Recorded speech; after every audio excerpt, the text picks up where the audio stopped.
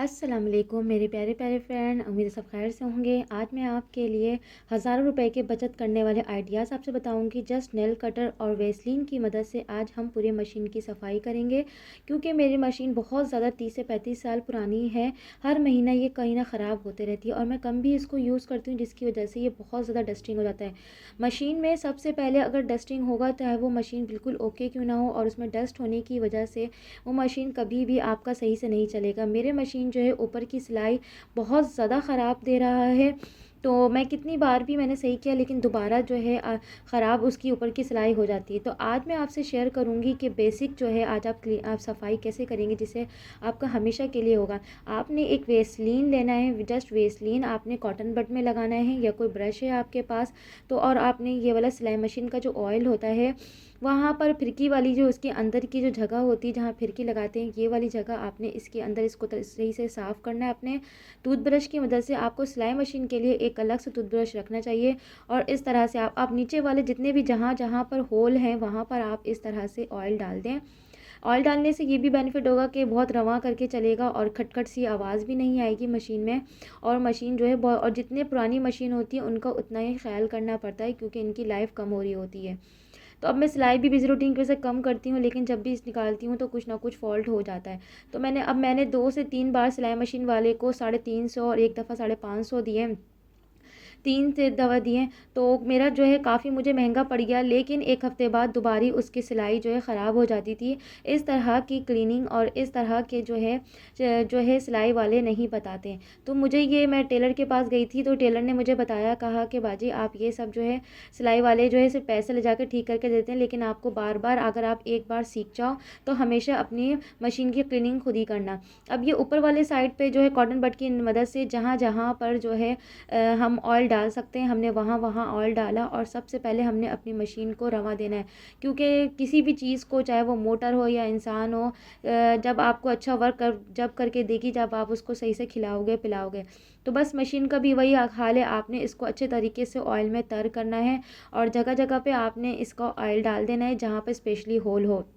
मेरी ये वाली जगह भी जो है फिक्स बैंड हो गई है, तो इस जगह को भी क्लीन करना बहुत ज़रूरी है, क्योंकि डस्ट अंदर बहुत बैठ गया है। और जब मैंने क्लीनिंग करने जा रही तो बहुत ज़्यादा डस्ट निकला, तो मैंने सोचा आपके साथ मैं अपना एक्सपीरियंस ये शेयर करती हूँ। यकीन करें, अल्लाह का शुक्र, मेरी एक थोड़ी सी मेहनत से जो है मेरी सिलाई ठीक हो गई। मैंने कितनी बार अपने पैसे ज़ाया किए, लेकिन अब मुझे अफसोस हो रहा है कि जो काम अगर आप सीख के खुद कर लो तो काफ़ी पैसों की, हज़ारों रुपए की बचत हो सकती है। अब यहाँ पर सुई की बात आते हैं। जैसे ही हम ऊपर के कपड़े की सिलाई करते हैं तो सुई के दांत जो है, वो जैसे ही सुई को हम हाथ की तरफ फेरते हैं तो नीचे की तरफ हमारा हाथ रुक जाता है, मीन्स कि सुई जो है उसमें रगड़ होती है या टूट जाती है। तो आपने जस्ट एक नेल कटर लेना है, और जस्ट एक नेल कटर की मदद से आपने उसके ऊपर इस तरह से रगड़ाई करनी है। जहाँ पर जो है आपको उंगली पे आप फ़ील करेंगे, तो जहाँ पर आपको नोक फ़ील हो रहा होगा, तो आपने उसी जगह पे नेल कटर पे रख के इस तरह से रगड़ाई करनी है। यकीन करें, आपको नई सुई या बार बार सुई चेंज करने की ज़रूरत नहीं है, एक ही सुई को निकाल के आप हल करें। अब आते हैं कि यहाँ पर नलकी की तरफ, यानी कि धागे की जो रील जो होती है उसके ऊपर भी हमने वेसलीन लगाना है। हमने उसके ऊपर वेसलीन इसलिए लगाना है कि आप मशीन के जिस पार्ट में भी धागा जाएगा, उस पार्ट को उसने वो अंदर के पार्ट तो हम वेसलीन नहीं लगा सकते, ऑब्वियसली धागा जिस पार्ट में जाएगा तो उस पार्ट में अब वेसलीन भी जाएगा, तो वो जब वो पार्ट जो है बिल्कुल एकदम रवां सा हो जाएगा, और रवां से हो जाने की वजह से जो है हमारी मशीन माशाल्लाह से बिल्कुल ओके कंडीशन में हो जाएगी। ऐसे कंडीशन में हो जाएगी कि कितने हमने हज़ारों पैसे देके हमने किसी से ठीक करवाया है। अब आते हैं सिलाई मशीन में। अब हम जो है सुई डालना, डालना, धागा डालना बहुत ही कोई मुश्किल काम टास्क लगता है। स्पेशली उन जिनकी नज़र कमज़ोर होती है, वो डालते रहते हैं छोटे से होल में और जो है धागा नज़र नहीं आता।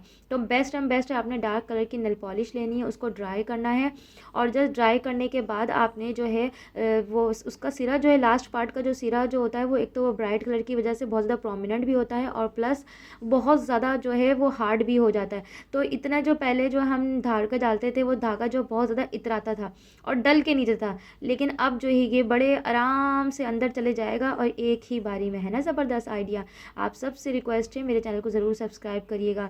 ऊपर की सिलाई अगर ख़राब है तो आपने ये फिरकी, इसको बोलते हैं फिरकी, मैं तो शटल बा कहती हूँ, शटील या बाबिन कहते हैं, ये दोनों शटल और बाबिन है। तो अगर आपकी ऊपर की सिलाई ख़राब है तो आपने इसका, ये आपको पेच नज़र आ रहा है, आपने इस पेच को ज़रा सा आपने घुमाना है। यकीन करें इस पेज के घुमाने से ये बेनिफिट ये होगा कि आपकी सिलाई जो है बहुत अच्छी हो जाएगी, क्योंकि सिलाई जो है बहुत ज़्यादा डिस्टर्ब होती है सिर्फ ऊपर। अगर ऊपर की सिलाई अच्छी नहीं होगी तो कपड़े कैसे, और अगर नीचे की सिलाई आपकी ख़राब है तो आपने इस तरह से ऊपर वाला जो है जहाँ पर चूड़ी लगी है आपने उसको थोड़ा सा मूव करना है। यकीन करें, शुक्र अल्हम्दुलिल्लाह, जब मेरी सिलाई इतनी ज़बरदस्त आई, जस्ट आधा घंटे की मेहनत से मेरी सिलाई इतनी ज़्यादा ख़राब हुई थी और इस मशीन की वजह से मेरे बहुत सारे बच्चों के काम वाइंड अप पड़े हुए थे। शुक्र अल्हम्दुलिल्लाह, आप भी यही टिप अपनाएं, लेकिन सबसे पहले टिप आजमाने से पहले आपने अपनी सिलाई मशीन को ज़रूर करना है, क्लीन करना। यकीन करें ये आपकी बहन का भी प्रैक्टिकल है, मैं भी इस सिलाई मशीन की वजह से बहुत ज़्यादा परेशान थी, काफ़ी पैसे भी लगा दिए हैं, लेकिन अल्हम्दुलिल्लाह देखें कितनी ज़बरदस्त इसकी सिलाई आई है। सिर्फ़ और सिर्फ जो है नीच क्लीन करने की वजह से। ऑयल डालें, जो मैंने आपको चीज़ें आपसे शेयर करी। अगर आपके ऊपर की सिलाई ख़राब है तो आपने इसको इस तरह से घुमा देना है तो बेस्ट हो जाए। अब आते हैं, अब आपने देखा कि मेरे मशीन में से कितना ज़्यादा डस्ट निकला है। अब काम करने के बाद मुझे अपनी मशीन को कवर करना भी बहुत ज़्यादा ज़रूरी है, नहीं तो ये प्रॉब्लम ये होगी, इसमें दोबारा डस्ट जम जाएगा। और मशीन ख़राब होने की बेसिक वजह ये होती है कि मशीन बहुत ज़्यादा गंदा होता है, और गंदा होने की वजह से मशीन जाम हो जाता है, और जाम हो जाने की वजह से मशीन जो है वो रवा से स्पीड में नहीं चल पाती मोटर। तो आपने इस तरह से नोट सॉक्स, पुराने सॉक्स को लेके इस तरह से आपने नोट बांधना है, और इस तरह से कोई पुरानी यूज़लेस टी शर्ट लेके इस तरह से आपने डिज़ाइन लगाना है। अगर आप मेरे चैनल पे तो प्लीज़ ज़रूर सब्सक्राइब करिएगा। मेरे सब्सक्राइबर जो है बिल्कुल भी इम्प्रूव नहीं हो रहे, अल्लाह जाने क्या प्रॉब्लम है। ओके, अल्लाह हाफिज़।